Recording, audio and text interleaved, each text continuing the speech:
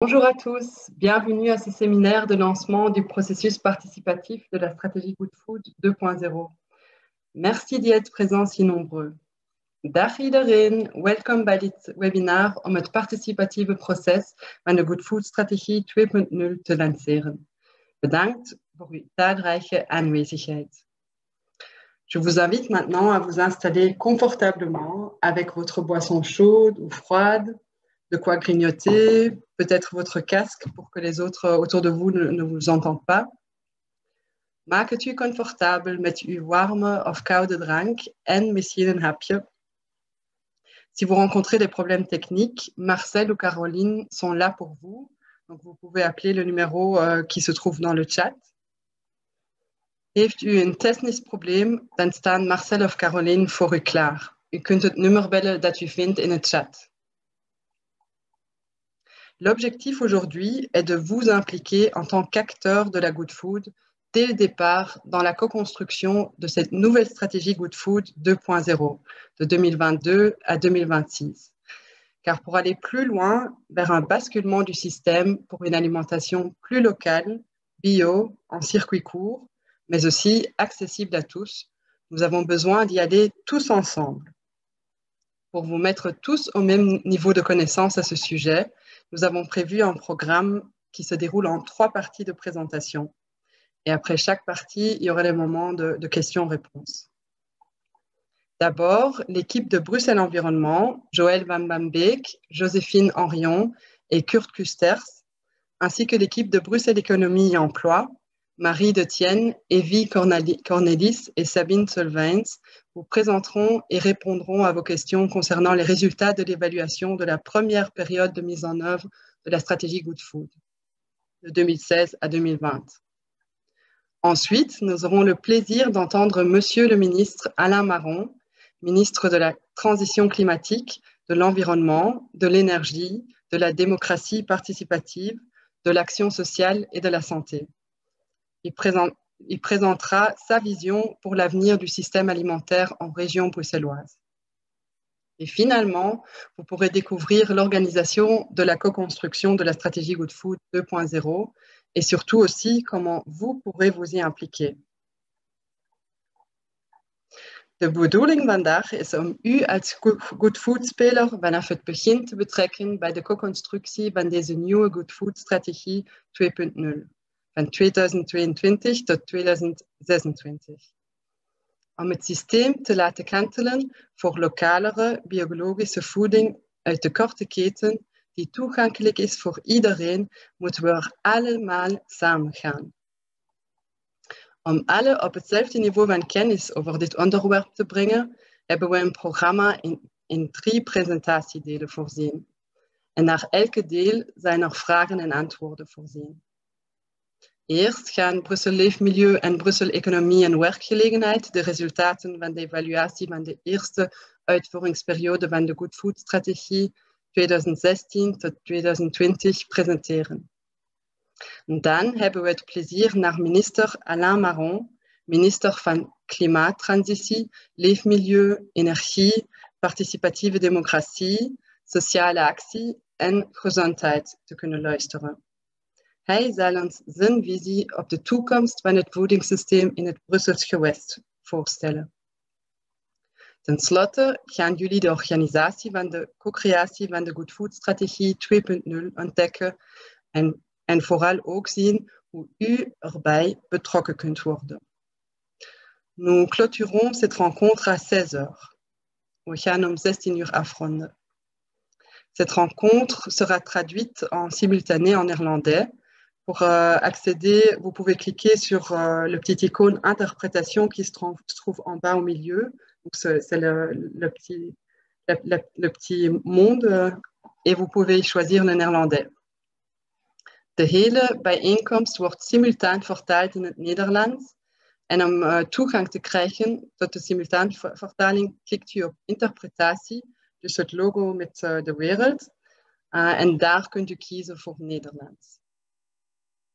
La première partie de cet événement est enregistrée afin de pouvoir le diffuser également vers les acteurs qui n'ont pas pu être présents aujourd'hui.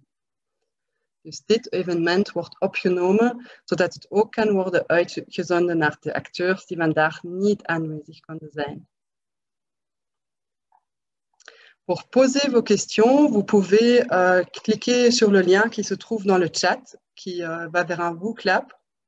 Et donc, pendant chacune des 3 présentations, vous pourrez y envoyer vos questions en les classant dans différentes catégories.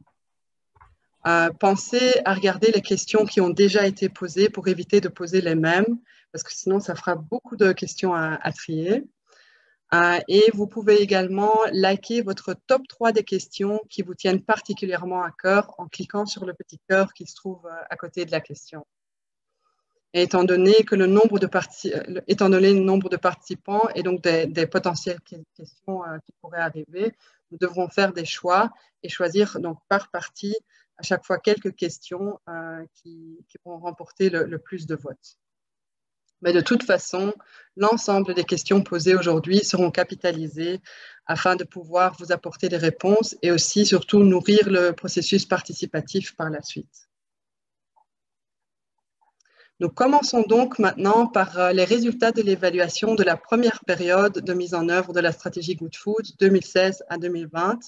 Et donc, vous trouvez à présent le lien dans le chat vers le WooClap où vous pouvez poser vos questions en les classant par catégorie, donc production, offre, consommation, accessibilité, gaspillage alimentaire ou aspects transversaux, donc gouvernance, communication, Covid, moyens. Et pensez donc à liker les top 3 questions avec le petit cœur qui se trouve à côté de la question. Et donc maintenant, je donne la parole aux équipes de Bruxelles Environnement et Bruxelles Économie et Emploi.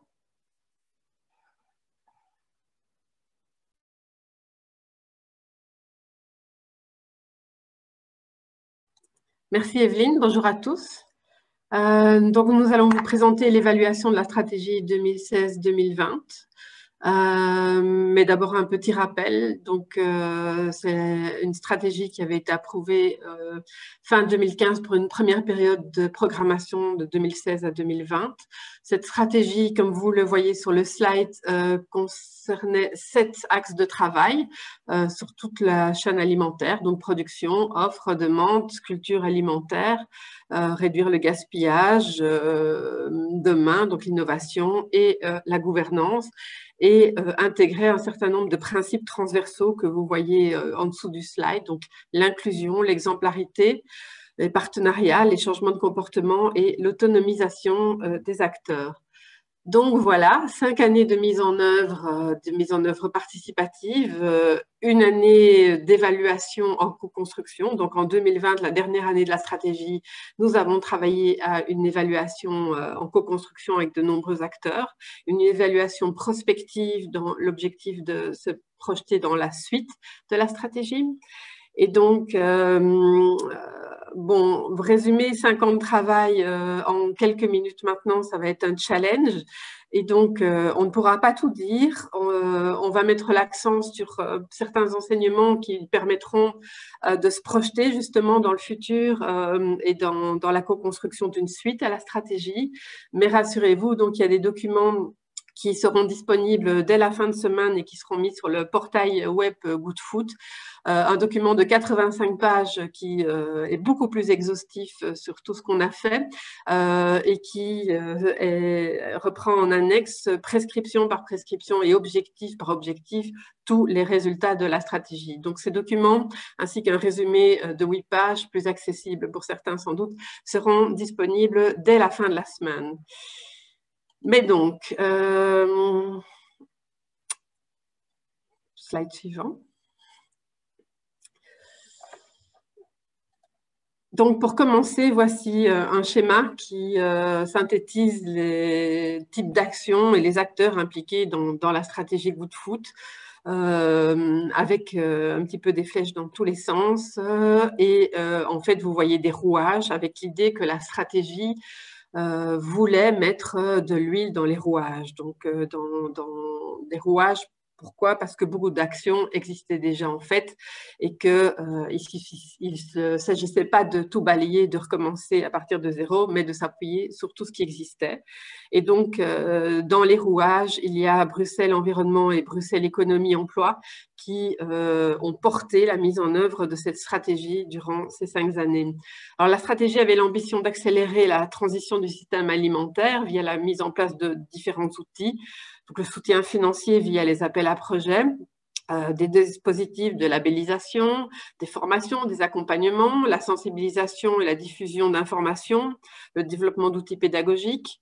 Elle a aussi lancé des études pour continuer à mieux connaître la situation à Bruxelles, travailler sur l'adaptation de réglementations, notamment en termes de production, d'accès aux terres, etc. Et donc, nous allons vous présenter axe par axe les résultats ou les principaux résultats de l'évaluation de production, offre, demande et gaspille. Et puis, on abordera en fin de cette partie des aspects plus transversaux. Mais donc, tout d'abord, la production et tout d'abord, la production citoyenne. Alors, la production citoyenne, un succès. Enfin, on a envie vraiment de souligner ce succès. En 5 ans, l'autoproduction a vraiment pris de l'ampleur dans la région. Donc, vous voyez sur le petit graphe au-dessus qui vous montre les résultats d'un sondage réalisé en 2020, où 40% des ménages déclarent cultiver des fruits ou des légumes, donc un peu plus des légumes que des fruits, encore plus des aromatiques, évidemment. Mais donc, en clair, on dépasse l'objectif de la stratégie qui était de 30% des ménages qui font de la production. Alors, le petit tableau en dessous qui nous a été donné par l'Association belge de recherche et d'expertise des organisations de consommateurs situe Bruxelles par rapport aux autres régions en Belgique. Et en fait, on se défend pas mal du tout pour une ville verte, mais une ville quand même, où vous voyez que on est bien aux alentours de 40% de la population qui cultive. Et donc, on se situe entre la Flandre et la Wallonie, avec la spécificité pour Bruxelles, évidemment, que ce n'est pas forcément chez soi qu'on cultive à Bruxelles, mais c'est à la maison sans potager, voire c'est ailleurs qu'à la maison. Et donc, effectivement, les espaces de production, c'est aussi tous les potagers familiaux dans les espaces verts, ou c'est aussi tous les potagers collectifs qui ont vraiment pullulé ces 5 dernières années. Donc, le manque de terrain est effectivement le premier frein à l'autoproduction. C'est un défi. Il y a vraiment une tension importante entre l'urbanisation et la demande des espaces pour cultiver. D'où le travail réalisé pour augmenter les surfaces de sites potagers, la surface de potager dans les espaces verts régionaux, les potagers familiaux, etc. Et donc, beaucoup a été fait, mais beaucoup est encore en cours parce que c'est vraiment des projets qui prennent du temps. D'autres freins, c'est l'accès aux moyens techniques et financiers. Donc là, c'est tous les soutiens financiers et des accompagnements qu'on a fait via différents appels à projets. D'autres freins, c'est l'accès au savoir-faire et à l'information. Et là, citons brièvement, en tout cas, le support des maîtres maraîchers, donc ce réseau de bénévoles qui est très actif sur Bruxelles, avec 206 membres maintenant actifs et qui peuvent aider la population. Mais citons aussi le kit de graines, par exemple, ou les projets collectifs citoyens accompagnés via Inspirons le quartier et qui permettent effectivement les projets collectifs de production. La suite par rapport à ça, l'autoproduction contribue clairement à l'accroissement des quantités produites, mais c'est quelque chose qu'on n'arrive pas à quantifier. Et on a aussi remarqué avec nos sondages que cette autoproduction reste cantonnée à un certain public. Le public est très peu diversifié, donc on ne s'adresse pas à tout le monde avec ça pour le moment. On ne s'adresse pas non plus forcément aux zones qui en ont le plus besoin. Et enfin, on constate aussi qu'on a fort peu travaillé à des questions de la place du fruitier en ville, donc dans les jardins, mais aussi dans l'espace public, et à la place des protéines dans l'autoproduction, comme dans la production en général, ce qui est tout ça, c'est des défis pour la suite. Et donc ça, c'était la production citoyenne. Et maintenant, je passe la parole à Marie pour la production professionnelle. Voilà, bonjour, donc Marie Detienne de Bruxelles Économie et Emploi. Donc, je travaille pour l'équipe agriculture. On travaille sur la partie production professionnelle de la stratégie Good Food. Alors, comme vous pouvez voir sur le schéma présenté ici, en 2015, on avait 16 producteurs urbains en région bruxelloise travaillant sur une surface d'environ 5 hectares. En 2020, on en dénombre une quarantaine qui travaillent sur près de 20 hectares. En termes d'emploi, on dénombrait une soixantaine d'équivalents temps plein en 2018 et on en dénombre aujourd'hui plus de 80. On observe donc une belle augmentation de la production urbaine bruxelloise. 40 producteurs à Bruxelles en 2020, ça représente environ un producteur pour 30 000 habitants, 35 producteurs pour 1 million d'habitants. En comparaison, il y avait en 2020 pour 1 million d'habitants 34 producteurs à Paris et 8 à Montréal. Ce développement de l'agriculture urbaine a contribué à augmenter la production bruxelloise, notamment en fruits et légumes, qui est aujourd'hui de l'ordre de quelques dixièmes de %.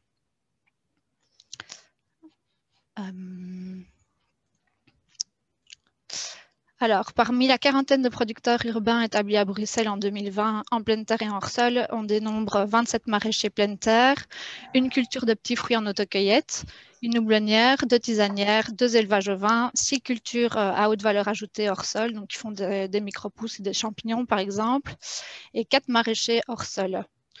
Des producteurs pleine terre et hors-sol donc, généralement, mais pas uniquement multifonctionnels, qui produisent aussi des services dans le domaine de l'éducation, de la santé, du lien social et de l'environnement. Pour encourager et soutenir ce développement de l'agriculture urbaine à Bruxelles et pour atteindre ces objectifs, la stratégie Good Food a travaillé à améliorer l'accès des producteurs aux principaux facteurs nécessaires à la pérennité et la durabilité de leur activité, notamment concernant l'accès aux lieux de production. Près de 8 hectares ont été mobilisés par la stratégie Good Food pour l'agriculture urbaine, notamment via le travail de la SBL Terre en Vue qui est soutenu financièrement par la région. 15 agriculteurs ont pu tester leur activité sur l'espace test du projet Bourgogne-Bruxelles Paysan. Un plan d'action juridique et urbanistique en faveur des agricultures urbaines durables en région bruxelloise a été développé. Il propose des orientations pour la modification de 4 outils qui influencent la place, la préservation, le développement de l'agriculture urbaine en ville. Ces 4 outils sont le PRAS, donc le plan d'affectation régionale du sol, le mécanisme du droit de préemption, le mécanisme des charges d'urbanisme et la législation sur le bail à ferme. La modification de ces outils sera prise en charge par les administrations compétentes. Il y en a qui ont déjà commencé. Et tout ça sera suivi dans le cadre de la stratégie Good Food 2.0. En continuation du plan d'action juridique et urbanistique, l'élaboration d'une politique foncière agricole qui reprendra entre autres la mise en place d'un observatoire du foncier pleine terre et hors sol et la réforme du bail à ferme sont en cours. Et finalement, un service agriculture urbaine chez Bruxelles Environnement contribue depuis 2019 à faciliter l'accès à la terre pour des projets d'agriculture urbaine, principalement par la mobilisation et la mise à disposition de fonciers publics à des agriculteurs. Pour faciliter l'accès aux capitaux, 78 projets d'agriculture urbaine ont été subsidiés via 5 appels à projets annuels depuis le lancement de la stratégie Good Food. Un avant-projet d'ordonnance pour les aides à l'agriculture en région bruxelloise est en cours. Ce cadre sera disponible en complémentarité avec les appels à projets et offrira la possibilité d'obtenir une aide de la région à tout moment de l'année en suivant une procédure plus rapide, plus légère que celles qui sont actuellement imposées par les appels à projets. Des réflexions sont en cours et une étude a été lancée fin 2020 afin de clarifier la situation bruxelloise actuelle par rapport aux aides européennes de la politique agricole commune. De définir et de préciser les leviers de cette politique agricole commune pour la mise en œuvre de la politique régionale bruxelloise et d'étudier plusieurs pistes de solutions afin d'identifier la meilleure stratégie en matière de financement du secteur agricole bruxellois et en matière de transition agroécologique. Et finalement, des réflexions concernant le soutien de la multifonctionnalité de l'agriculture urbaine sont également en cours. Concernant l'accès au marché, certains réseaux comme le réseau des GAZAP qui se fournissent auprès de producteurs locaux sont financés par la région.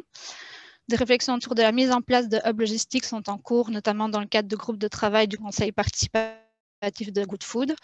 Et un facilitateur filière a été mis en place par Bruxelles Environnement.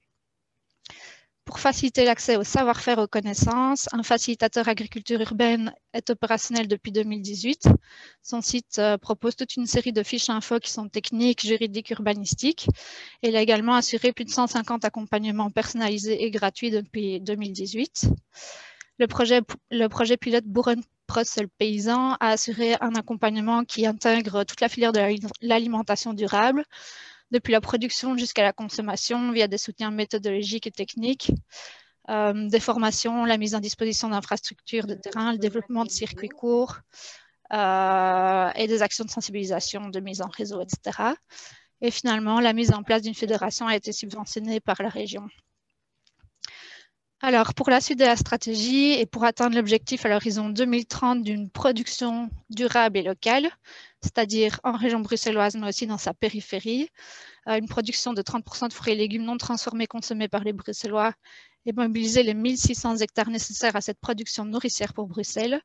Il s'agira pour la suite de la stratégie et conformément à la déclaration politique régionale, de continuer la mise en œuvre et le renforcement des actions en cours afin d'assurer la pérennisation des producteurs et le développement de nouveaux projets, notamment en termes de développement d'une politique foncière agricole efficace pour lutter contre la spéculation foncière et les difficultés d'accès aux surfaces de production, en termes de soutien financier, de développer des outils pertinents en regard des spécificités de l'agriculture urbaine bruxelloise et des possibilités et non-possibilités qu'offre le soutien de l'Europe, notamment en collaboration avec les administrations concernées par la multifonctionnalité de l'agriculture urbaine, comme le secteur social, de l'éducation et de la santé, et assurer une offre claire et complète d'accompagnement pour les producteurs afin que ceux-ci aient tous les outils techniques, juridiques et entrepreneuriaux pour assurer leur pérennité.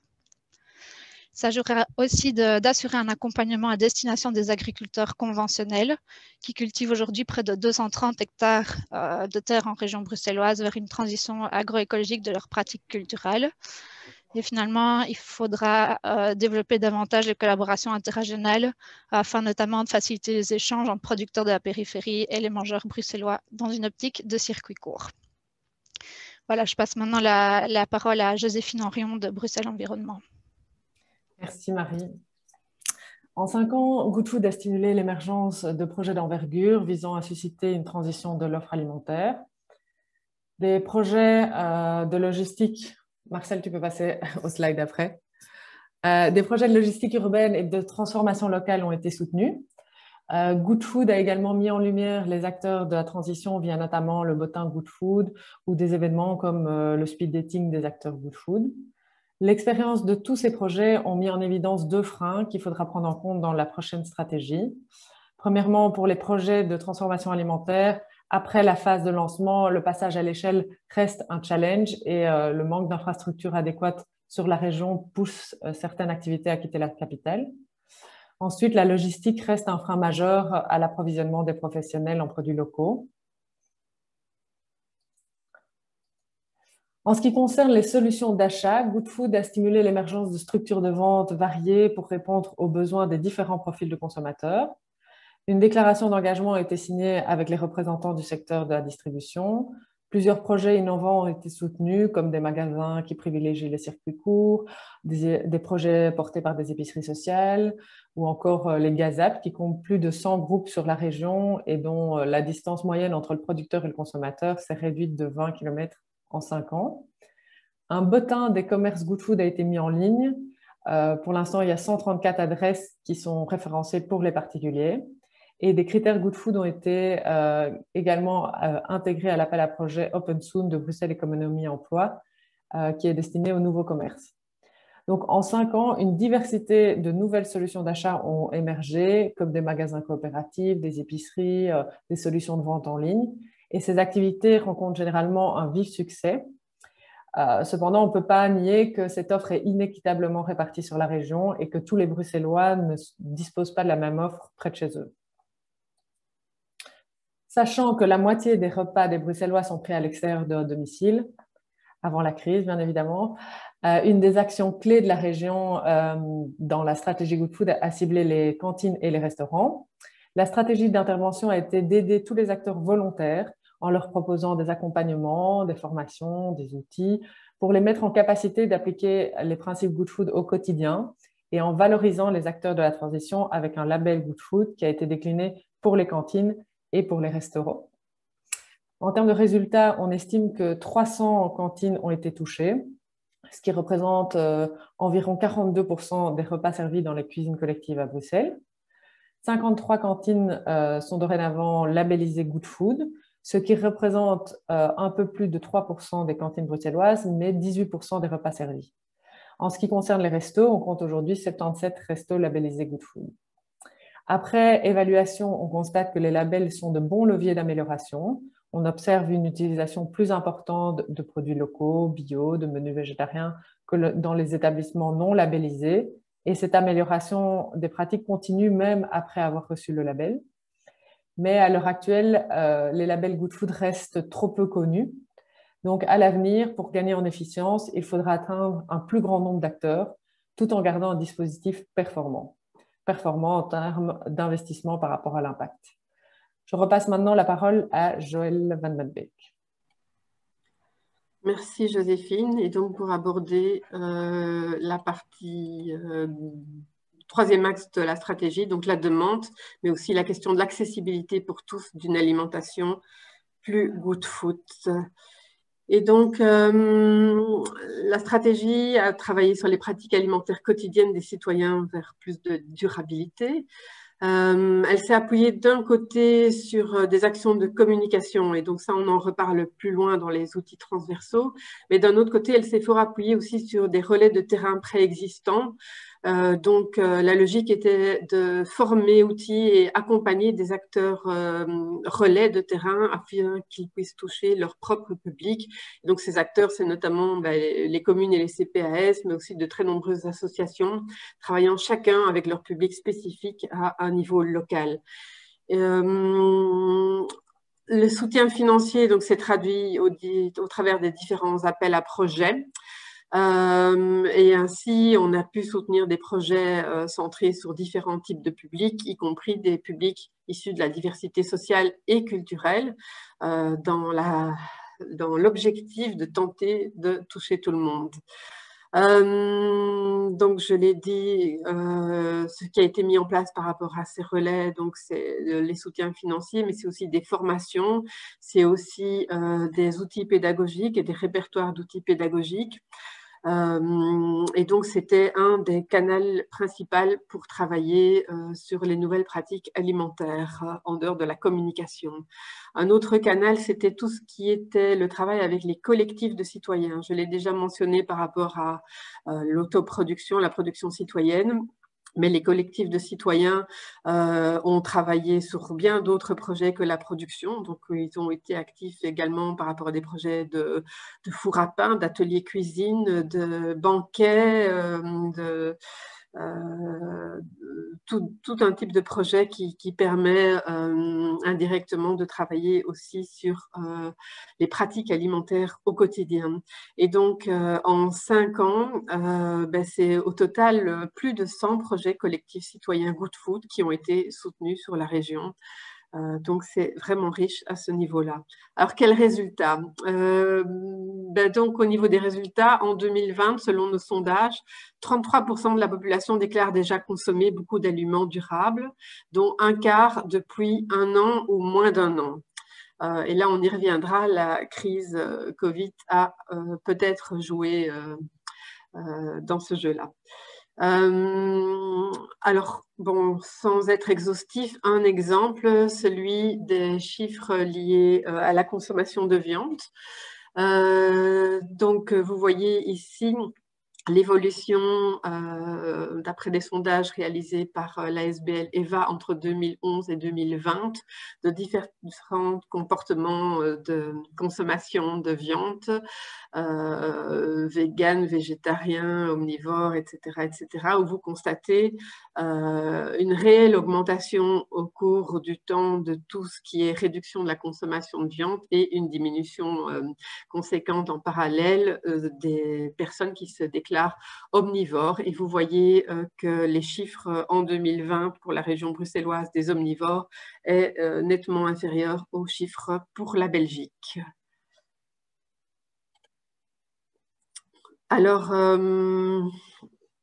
Si si on vient de voir les pratiques alimentaires en général, donc les chiffres que je viens de vous montrer, c'était des chiffres généraux, mais est-ce qu'on touche vraiment tous les publics de la même façon?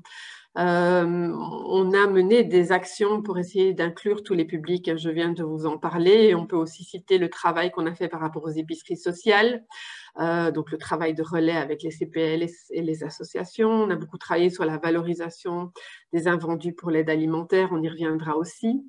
Mais en pratique, qui a-t-on touché et quels sont les freins par rapport à une consommation plus good food? Et donc là, on voit que d'après nos sondages, par rapport au tiers de Bruxellois qui a adopté un nouveau comportement, il y a proportionnellement plus de publics disposant de ressources que de publics plus fragilisés. Donc pour 3/4 des Bruxellois, l'obstacle à une alimentation durable est et reste le prix. Et donc, pour 43% d'entre eux, il s'agit même d'un obstacle très important, comme vous le voyez sur le slide avec donc les déclarations sur l'obstacle à l'achat d'aliments durables. Et donc, ceci montre que il reste un vrai défi par rapport à ça. La stratégie a quand même été fortement basée sur la promotion de changements de comportement individuel, qui est une politique qui a des limites. Et donc, si le contexte d'achat n'évolue pas en parallèle, donc l'accessibilité financière, géographique et même culturelle de l'offre, ça ne suffit pas. Ça ne suffit pas surtout par rapport à certains quartiers où l'offre adéquate répondant aux besoins et notamment à l'accessibilité financière n'est pas adéquate par rapport au public les plus vulnérables, par rapport au public avec des besoins spécifiques. Et donc, on ne peut pas demander de changer les comportements si tout ça ne suit pas. Et donc, il s'agit réellement de travailler sur l'accessibilité de l'offre. On le disait déjà à l'évaluation à mi-parcours de la stratégie en 2019, mais on n'a pas encore eu l'occasion de commencer on y a réfléchi, mais de mettre en œuvre ce chantier ambitieux. Par rapport aux écoles, les écoles, c'est une cible prioritaire de la stratégie. Il y a tout ce qui est pédagogique, évidemment, sensibiliser les élèves et leurs parents, mais il y a aussi mettre en place des actions concrètes dans les écoles, des actions concrètes notamment par rapport à la cantine. Et là interviennent les professeurs d'un côté, mais aussi les acteurs décisionnaires par rapport aux écoles. Qu'est-ce qu'on peut constater pour les écoles? C'est d'un côté l'énorme succès des potagers scolaires. Donc en 5 ans, 168 potagers scolaires ont été lancés et soutenus. Donc c'est énorme et c'est un réel succès. C'est plus que les 10 potagers scolaires par an qu'on avait pour objectif dans la stratégie. Entre 2015 et 2020, c'est aussi 12 écoles qui ont obtenu le label Cantine Good Food, ce qui représente 2910 repas, soit 5% des repas quotidiens des écoles en région bruxelloise. Donc, c'est encore évidemment un chiffre restreint, un chiffre qui est un démarrage et sur lequel il faut donner une ampleur pour la suite de la stratégie. Mais en tout cas, c'est l'amorçage d'un mouvement. Vous voyez sur le graphe, sur le slide, en fait, que d'après une étude réalisée en 2020 auprès de ces cantines, on voit que l'alternative végétarienne rencontre un réel succès dans les écoles. Donc, 65% des écoles proposent des alternatives végétariennes. 55% d'entre elles proposent des produits de saison. Et donc, c'est des exigences qui sont mises dans les cahiers des charges par rapport aux fournisseurs de services dans les cantines des écoles. Le menu végétarien est proposé dans une école sur 3 et le bio, le local et de saison dans 2 cantines sur 5. Donc, vraiment, il y a déjà quelque chose qui se passe par rapport aux écoles. On peut citer aussi le programme fruits et légumes à l'école qui a touché 126 écoles et plus de 30 000 élèves en moyenne par an sur toute la durée de la stratégie. Et bien sûr, on a travaillé avec des partenariats institutionnels avec les autres communautés pour essayer de mutualiser les compétences et de construire une vision commune et rationaliser les moyens. Et ça, c'est un travail qui est réellement à poursuivre pour la suite.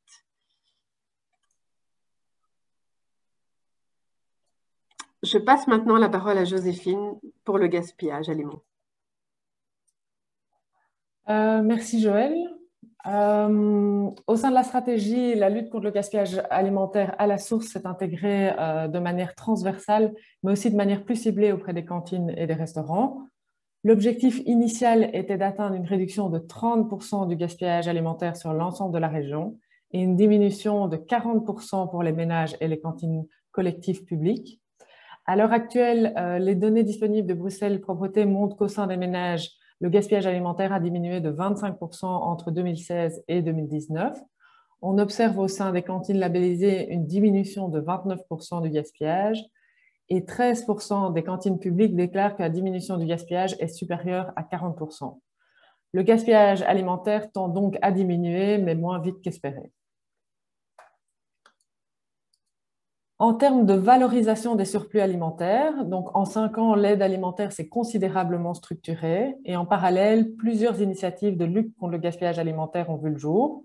Ces initiatives permettent aux commerces de donner ou vendre leur surplus plus facilement. Par exemple, Too Good To Go, les frigos solidaires, Happy Hours Market ou encore des projets de transformation d'invendus comme Fruitopia, Fruit Collect, Gastrosoft. On note également que les volumes d'invendus donnés par les supermarchés ont triplé depuis 2015. En 5 ans, la stratégie a soutenu des projets de récupération d'invendus qui totalisent collectivement 2500 tonnes d'invendus alimentaires. Je repasse maintenant la parole à Joëlle. Merci Joséphine. Et donc pour la dernière partie de cet aspect évaluation, donc les aspects transversaux et tout d'abord la communication.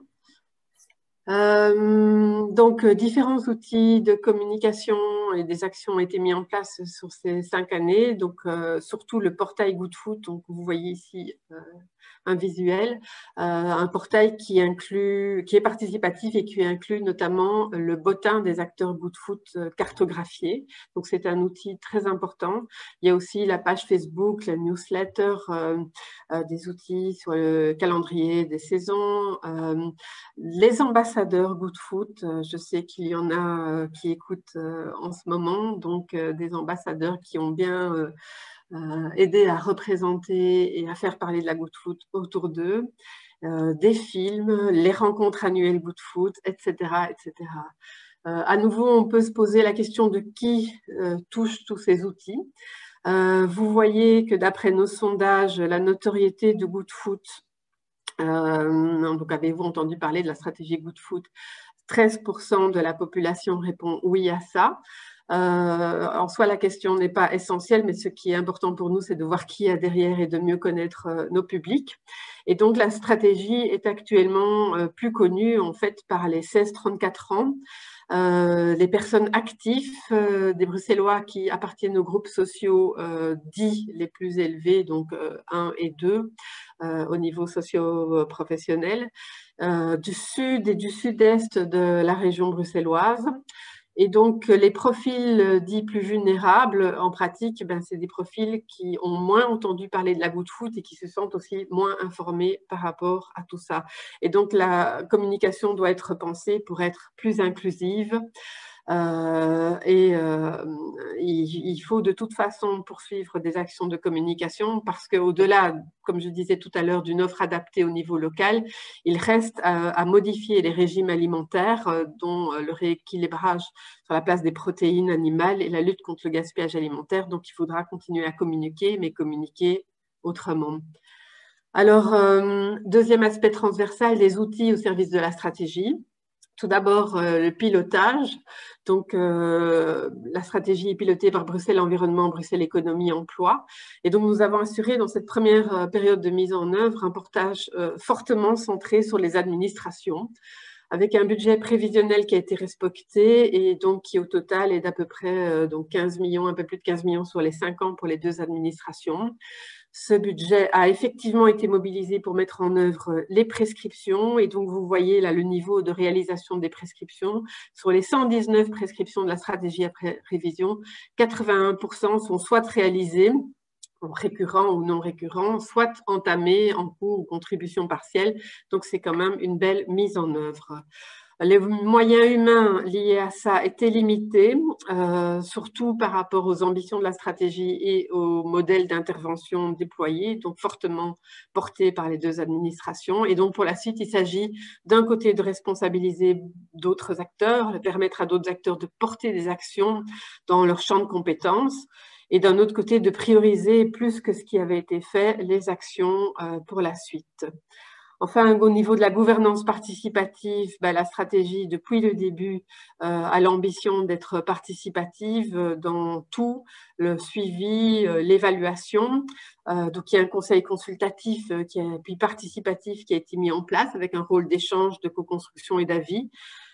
Et donc, avec des commissions, des groupes de travail, etc. C'est un processus très intensif en moyens qui a des faiblesses. On y reviendra dans la troisième partie de cet après-midi. Et donc, là aussi, il s'agit de faire évoluer le dispositif. Par rapport à l'impact de la crise Covid, quelques éléments. Donc, c'est un petit peu annexe, mais c'est quand même très important puisque on a vécu la dernière année de la mise en œuvre dans ce contexte-là. C'est évidemment beaucoup trop tôt pour avoir des enseignements complets et des enseignements même de la pérennité de ce qui se passe. Néanmoins, on a tenu à rassembler quelques informations parce que c'est important de voir de dégager des points d'attention, de dégager des opportunités aussi par rapport à la suite. Donc, par rapport au système alimentaire, on ne va pas tout détailler. Donc, les secteurs ont été atteints de façon différente, avec des réalités différentes. Les sous-secteurs de l'alimentation au sens large ont été impactés parfois énormément, parfois beaucoup moins. Certains ont dû se réinventer, d'autres, comme l'Horeca évidemment, sont dans une situation catastrophique qu'on connaît bien. Au niveau des producteurs, il y a eu finalement un modèle qui s'est révélé robuste et résistant au niveau de tout ce qui était le modèle producteur-paysan, utilisé notamment au niveau des maraîchers de l'espace test agricole. Donc, on le voit, il y a des enseignements sur différents modèles qui sont attirés. Par rapport à l'Horeca qui est central dans la stratégie, donc il faudra vraiment être attentif à un soutien d'une relance durable de ce secteur, mais aussi un point d'attention par rapport aux cantines d'entreprise, vu l'évolution du télétravail et de ce que ça deviendrait à l'avenir. La crise a aussi bien sûr mis en lumière la fragilité du système d'aide alimentaire, avec une explosion des demandes d'aide alimentaire, je ne vous apprends rien. Et là aussi, la stratégie doit évoluer pour être plus en phase avec toutes ces questions de social et de santé. Alors, pour finir sur une note plus positive, si le pouvoir d'achat a été réduit pour de trop nombreux ménages, d'après une enquête commandée par le gouvernement après le premier confinement, donc l'enquête Préparons Bruxelles, il y a quand même quelques comportements des Bruxellois dans un sens positif qui sont à souligner. Donc les Bruxellois ont davantage cuisiné eux-mêmes des plats à la maison, ils ont davantage acheté des produits locaux et ils ont augmenté l'autoproduction. Alors, la stratégie, en fait, était partie d'un constat environnemental. Donc, un quart de l'impact environnemental d'un ménage est lié au système alimentaire. Mais la compétence environnementale est très, très transversale à différents niveaux de pouvoir et dans différentes administrations au niveau régional. Et donc, le constat est là. On a pu mettre en place une dynamique positive, mais qui reste pour le moment trop centré sur les compétences environnement et agriculture.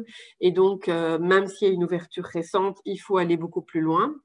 Donc, la stratégie n'a pas assez pris en compte, et nous en sommes bien conscients, la question de l'accès à l'alimentation pour tous. Elle a évolué loin des outils économiques. Donc, ces deux aspects sont clairement à renforcer. Dès 2020, des liens ont été établis donc avec le plan bruxellois Brussels Tech Care d'un côté et avec la stratégie régionale de transition économique d'un autre côté.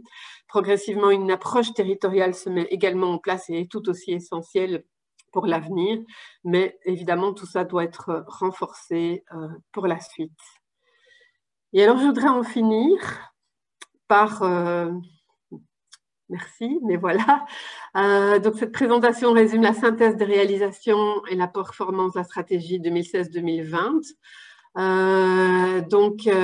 Je redis que dans ce résumé, on n'a pas pu tout citer, mais les documents plus complets seront disponibles. Les réalisations, en tout cas, montrent que la stratégie a permis d'impulser une transition du système alimentaire vers plus de durabilité. Il y a eu un démarrage conséquent et concret de certains objectifs sont atteints, d'autres clairement encore à atteindre. Des choses qui ont été mises en place ne donneront le résultat que dans quelques années. Mais en tout cas, le terrain est fertile pour une montée en puissance qui est l'ambition maintenant. Et je voudrais terminer par deux choses. Tout d'abord, merci aux équipes Good Food, aux équipes qui ont mis en œuvre cette stratégie, donc aux équipes au niveau de Bruxelles Environnement et de Bruxelles Économie Emploi. Celle que vous voyez ici, donc Joséphine, mais aussi toutes mes autres collègues que vous ne voyez pas, une équipe de femmes. Même à Bruxelles Économie Emploi, en fait, une équipe de femmes. Et un deuxième merci à tous les acteurs de terrain, donc les citoyens, les écoles, les collectifs citoyens, les associations, les communes et CPAS, les entrepreneurs, fédérations, mouvements, réseaux, etc., qui se sont impliqués, qui ont fait vivre la stratégie sur le terrain et qui se sont impliqués dans toutes les étapes de co-construction, de réflexion, de participation, même si c'était coûteux en temps. Merci à tout le monde et je terminerai par ces mots.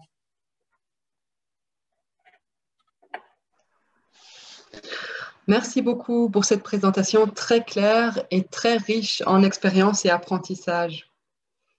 Donc, nous avons reçu déjà pas mal de questions via le WooClap. Donc, pour rappel, pour ceux qui ne l'ont pas encore fait, je vous invite à poser vos questions via le lien qui se trouve dans le chat, mais via WooClap, parce que vous ne savez pas envoyer directement des questions via le chat qui est désactivé. Et pensez aussi à liker vos top 3 questions en cliquant sur le cœur qui se trouve juste à côté de la question. Mais entre-temps, j'ai déjà reçu les premières questions. La première question dans la catégorie offre, ouvrirez-vous votre listing à des experts qui ne produisent pas, mais qui conseillent et enseignent? Qui souhaite répondre à cette question? Moi, je veux bien répondre à cette question. En fait, donc sur le portail Good Food, il y a vraiment deux parties. Il y a la partie commerciale Botin que j'ai mentionnée dans ma présentation, mais il y a aussi la partie ressources qui est clairement toutes les ressources disponibles pour passer à l'action. Donc le conseil fait partie des ressources. On y publie des études, on y publie aussi des profils d'acteurs Good Food. Donc, typiquement, des acteurs qui peuvent venir en appui technique, mais aussi en coaching. Et donc, il y a l'espace pour rendre visibles ces acteurs-là qui font clairement partie de l'élan et de la transition. Merci beaucoup, Joséphine. Alors, la question suivante, est-il encore possible de prendre part à la réflexion du hub logistique?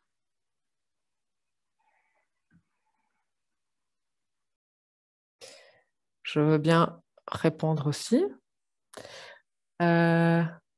Donc, on va présenter dans la suite du webinaire le processus participatif et de co-construction et notamment les GT qui aborderont des thématiques spécifiques. Et il y a un GT consacré à la logistique et à l'approvisionnement de Bruxelles. Et donc, il est évidemment encore possible de participer donc à ce GT logistique. Merci Joséphine. Alors j'ai une question sur la partie consommation accessibilité. The strategies there, the network created, well organized, how to get now the consumers on board. Donc que comptez-vous mettre en place pour rendre la Good Food accessible à tous? Qui souhaite répondre à cette question? Joséphine aussi? Alors. Pardon? Oui. Je peux y aller. Mais donc, là, on présentait l'évaluation. La suite, on va la co-construire ensemble, comme on en parlera dans la troisième partie, mais effectivement, c'est quelque chose sur lequel on a déjà un petit peu réfléchi, comme j'ai essayé de le dire, mais sans doute très rapidement. Donc, notre objectif maintenant est de ne pas travailler sur les comportements individuels uniquement, mais de travailler aussi sur le contexte et donc l'accessibilité de l'offre à tous les publics, et notamment l'accessibilité financière, mais aussi l'accessibilité géographique, parce que beaucoup achètent en fait préférentiellement dans leur quartier, en limitant leurs déplacements, et aussi une accessibilité culturelle, parce que Bruxelles est une ville très multiculturelle, et en fait, où l'offre doit répondre aux besoins de chacun, quoi. Donc, pour la suite, pour aller plus loin que ça, je pense que la personne qui a posé cette question peut nous aider dans la co-construction de la stratégie Good Food 2.0. Super, merci beaucoup. Alors, j'ai une question une question transversale. Y aura-t-il encore du budget pour les associations qui font de l'éducation à l'alimentation, et aussi une autre pour des associations qui luttent contre le gaspillage alimentaire aussi? La même question a été posée aussi. Donc, je ne sais pas qui souhaite répondre à cette question. Je peux poursuivre, sauf si quelqu'un d'autre veut y aller. Mais donc, de nouveau, enfin, toutes les questions ne sont pas vraiment sur l'évaluation, mais sont déjà prospectives, et on va peut-être répondre à chaque fois un petit peu la même chose, ce qui va peut-être ne pas vous frustrer, mais la suite, elle est à construire ensemble à partir d'un cadre, d'une vision dont le ministre va vous parler dans la deuxième partie. Mais est-ce qu'on va soutenir, a priori, il est évident que tout ce qui est pédagogique garde son importance et aura une place à déterminer dans la suite de la stratégie. Par rapport à tout ce qui est gaspillage alimentaire, il est évident qu'on n'a pas terminé et que des mesures seront là également. Lesquelles, comment, avec quel soutien financier, de quel type d'acteurs? Si on vous répondait maintenant et qu'ensuite on vous dit on va passer un an à co-construire, on ne serait pas très crédible non plus. On ne sait pas, on va construire ensemble une bonne partie de la suite en fait. Merci beaucoup. Alors, j'ai encore une question sur l'offre. Donc, quels sont les incitants pour pousser les cantines et restos à se labelliser Good Food? Qui souhaite répondre à cette question? Joséphine. Je veux bien répondre à cette question. Mais donc, les incitants, c'est la valorisation via le label et avoir accès aussi à toute une série d'aides. Après, les moteurs de cette transition sont évidemment les convictions pour la Good Food et adopter les principes Good Food, inclure toute l'équipe, tous les stakeholders de la cantine ou du restaurant dans une démarche collective de durabilisation de l'offre, répondre à une demande aussi croissante de Good Food, de produits locaux, de menus de qualité. Et donc ça, c'est toute cette... oui, ce train en marche qui doit être emboîté. Enfin, oui, cet élan qu'il faut prendre. Il n'y a pas un incitant financier, il n'y a pas de... dans les dispositifs qu'on a mis en place, il n'y a pas de subside au restaurant pour se labelliser. C'est plutôt de l'accès à de l'expertise, de l'accès à de l'accompagnement, à des formations gratuites. Tout le dispositif, tout le label est gratuit. Ça, j'ai oublié de le mentionner et c'est quand même très important. Donc voilà, c'est plutôt... Et faire aussi, un autre incitant pourrait être aussi de faire partie d'une communauté d'échange de bonnes pratiques et d'acteurs qui partagent les valeurs Good Food. Super, merci beaucoup Joséphine. Je pense qu'on va clôturer du coup cette partie-là. Merci beaucoup à tous. Et donc, pour la deuxième partie, j'ai maintenant le plaisir de donner la parole à Monsieur le ministre Alain Marron, qui nous partage sa vision sur l'avenir du système alimentaire en région bruxelloise. Donc, vous pouvez poser vos questions à nouveau via le WooClap qui se trouve dans le chat. Et donc, Monsieur le ministre, the screen is yours. Merci. Merci beaucoup. C'est la première fois que je l'entends de screen.